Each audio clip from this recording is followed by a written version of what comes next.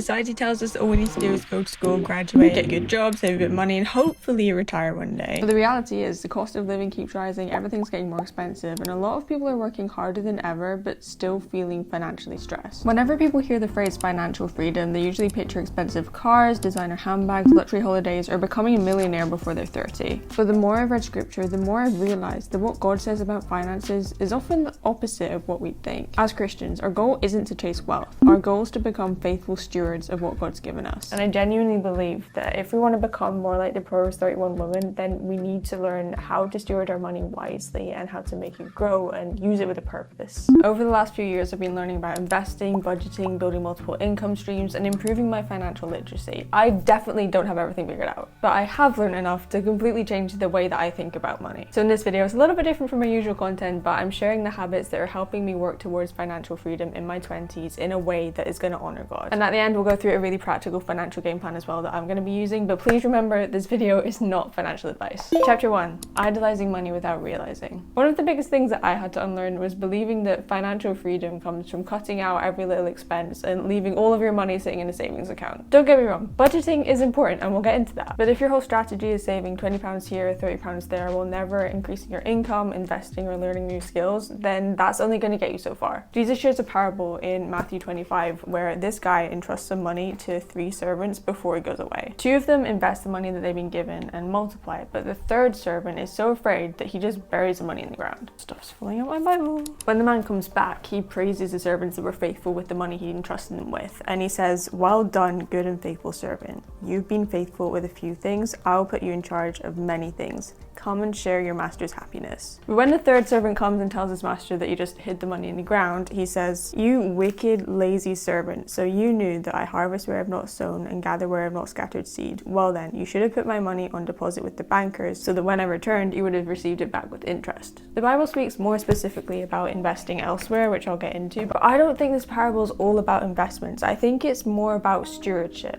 God has entrusted every single one of us with different resources, gifts, talents, opportunities, and it's our responsibility to be faithful with that. Not to hide them away because we're scared. That completely changed the way that I think about money, because I don't know about anyone else, but I used to be a lot like that 3rd servant. Finances always felt super intimidating to me, and I mean, it's no wonder, because I'm pretty sure I spent like more than 50 times as long in school learning algebra than I did anything about taxes. So because I didn't understand it, I just avoided it. I thought the responsible thing to do is just save as much money as possible and then hope that would be enough. And I think one reason why a lot of people just avoid the conversation of money entirely is because we've heard the phrase money is the root of all evil. But that's not actually how it goes. In 1 Timothy 6:10, it's the love of money that is the root of all evil. So money isn't inherently bad, it's a tool, it's a form of currency like the world's been using forever. But it's the love of money. It's when money becomes the most important thing in your life, more important than your relationships, your health, your faith. If money's the main thing that you think about, it will kind of ruin your life. I mean, you've probably seen those people who have more money than you or me could even imagine, but they're depressed. You think that they have everything they could ever want, but it's because all they care about is themselves and money. And that is how you ruin your life.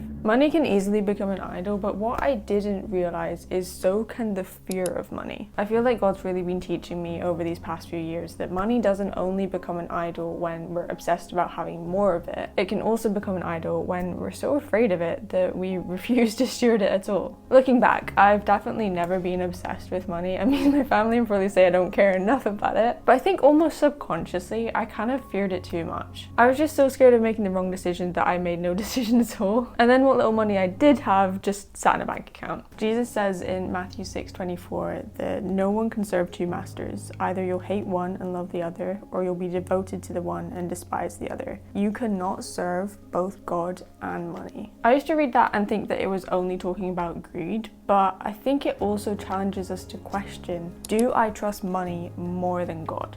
Because whether we're chasing money or we're constantly worrying about it, in both cases, it's controlling us. But the Bible encourages us to seek first His kingdom and His righteousness, and all these things will be given to us as well. God is so faithful and He'll provide for our every need, but we also need to be faithful stewards of what He's already blessed us with. The 20% rule. This is in a few different places, but specifically in Genesis 41, Joseph interprets a dream for the king where he finds out there's going to be 7 years of plenty in Egypt, followed by 7 7 years of famine. So to prepare, he recommends that they save 1/5 of all of their harvest every single year for the 7 years of plenty, so that when the 7 years of famine comes, then they'll have more than enough to get through. And it works. So that is actually a great savings rate, and we can apply that when we're building an emergency fund of our own. Because there are times when you're going to have highs in your income versus expenses, but there's also times where there's economic crashes, people get into debt. So having a 20% savings rate is a great place to start, and it even fits with the 50-30-20 rule that we see a lot of people use today. So 50% will go towards your needs, like essential bills you need to pay, rent, mortgage, all of that. 30% is for your wants, your lifestyle, non-essentials, and then you've got 20% as your savings. By the way, that's an important note, especially for anyone like myself who is a self-employed girly.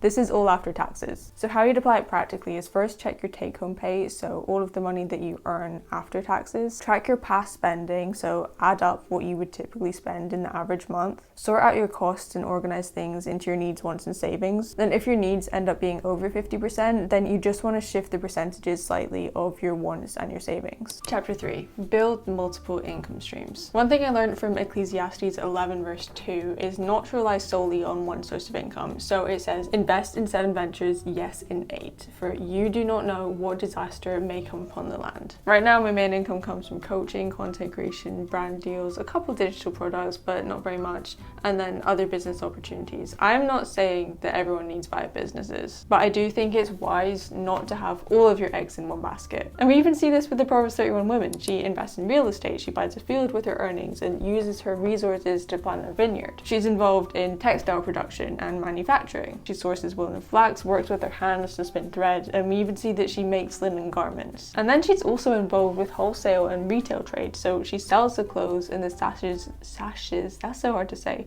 She sells the clothes and the sashes that she's made to local merchants. So she's diversified her income sources, which is something that we can take note of. But in order to diversify our income sources, we also need to invest in increasing our capacity to earn, not just our savings. I feel like one of the biggest shifts I've made is realizing that becoming financially free isn't just about spending less. It's also about creating more value in the world. That means learning new skills, investing in your health, reading books, listening to podcasts, investing in education. Like, you might have the best business idea in the world, but if you constantly have low energy, you sit at a desk all day, live off pizza and Uber Eats, then you're not going to be able to show up as your best self because you are neglecting your health. So choose one of those areas that you're going to start investing in first and commit to increasing your capacity. If that decision for you is you do want to commit to investing in your health, then I actually have some more one-to-one online coaching spaces available, and I've seen so much progress in the lives of my clients, both inside and outside of the gym as a result of coaching.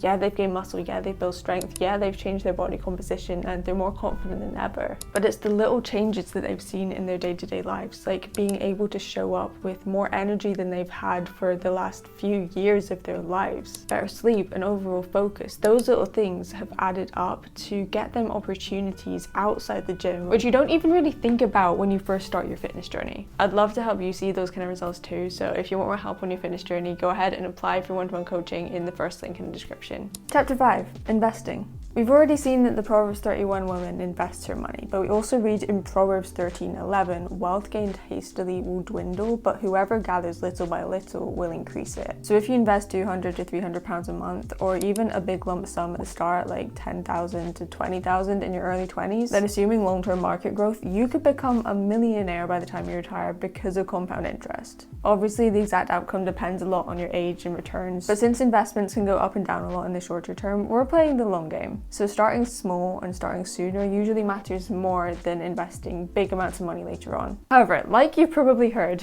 investing can get pretty risky pretty quickly, especially if you don't know what you're doing. And there's a lot we could go into about different stocks, bonds, ETFs, and everything that comes along with investing in the stock market. But to be completely honest, for myself, I just wanted to keep things as simple and as straightforward as possible, while still getting a good return on what I invested. So instead of investing solely in individual stocks and bonds, I think most of us would do well to invest in low-cost, passively managed ETFs, which are a type of investment that allows you to buy a teeny tiny little piece of hundreds or even thousands of different companies all at once, helping you spread your risk so that you're not solely relying on just one company. A lot like the Bible recommends we do in Ecclesiastes 11 verse 2. Chapter 6. Put God first. If you're newer to Christianity, there's this thing called tithing, where before we invest, before we buy anything, before we plan that next holiday, we set aside 10% of our income and give that back to God through the local church. church. We see that 10% mentioned all through the Old Testament, but there are a few different views now on whether the New Testament requires a literal 10%. This is something that I actually went and chatted to the elders of our church about, and we landed on this passage from 2 Corinthians 9, and it says, "The point is, whoever sows sparingly will also reap sparingly,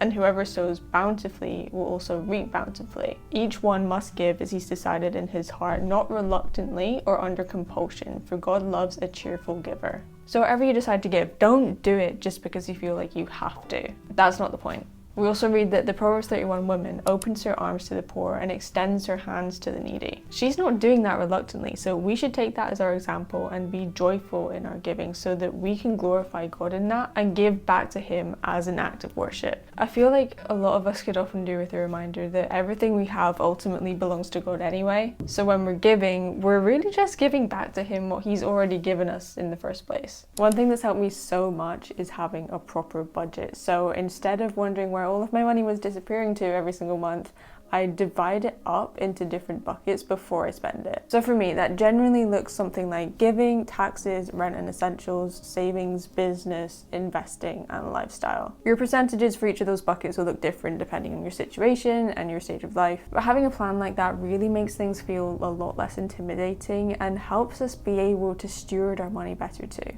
So here's a simple Proverbs 31 financial game plan that I put together for myself, but if you're wondering where to start, then hopefully it can help give you a bit more clarity too. Number one is put God first. So decide what generosity looks like for you. Spend time with God, ask Him what He wants you to give and what He's putting on your heart. And this is also where you want to start thinking about tithing. Number two is savings and building an emergency fund. So aiming to save enough to cover a couple months' essential expenses over time. Number three, create a budget. So decide where your money is going before you spend it. Number four, avoid unnecessary consumer debt. I've not really touched on this yet, but if you often find yourself doing little shopping sprees or just spending money for the sake of it, then it can be helpful to set yourself the rule of waiting one full day or even a full week before deciding to buy the thing, because you'll often find with just a little bit of time you'll realize you didn't actually need it anyway. Number five, invest something. It can be a bigger amount at the beginning or a smaller amount each month, but always do your research before investing. There's a lot of different investing apps out there, but I personally like Trading 212 because it also gives you a lot of good education and helps you build your financial literacy while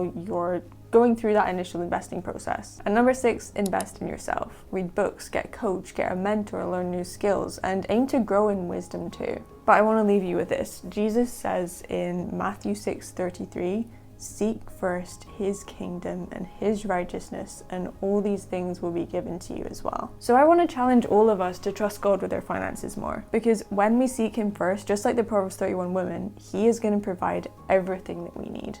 Make sure you subscribe so you don't miss the rest of our Holy Glow Up series, and go comment one thing that you've learned or one thing that you've been working on so far. We're in this together, and YouTube thinks you'll enjoy this video next. Love you so much, and I'll see you there. Bye!